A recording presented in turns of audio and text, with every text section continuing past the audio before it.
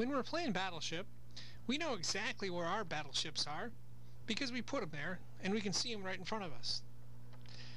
Now, for our opponent's battleships, that's a big question mark. We don't know exactly where they are, but we'd like to try to find out as soon as we can and not waste a lot of shots. So, how exactly do we go about doing that? Well, ships cannot be placed on diagonals. What that means is we can improve our random shots by just firing in a diagonal pattern, similar to that of a checkerboard.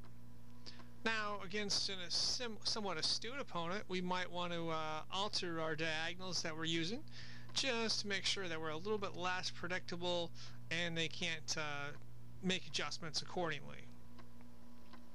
Now we want to fire in a diagonal line until we actually make a hit. And then once we make that hit, what we want to do is we want to target the 4 surrounding squares around that the hit square. And we'll do that until we hit one of them. And if we hit one of them, then we just stop and we follow that line until we sink the ship.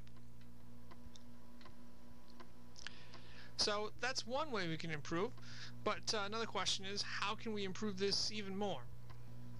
Well, to solve this, we're still going to target diagonal squares.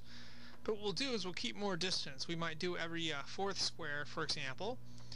And we will only reduce the distance after all those squares are filled, unless, of course, we get lucky and we sink the smallest ship, or we sink the smallest 3 ships, and then we just kind of move up the list distance-wise.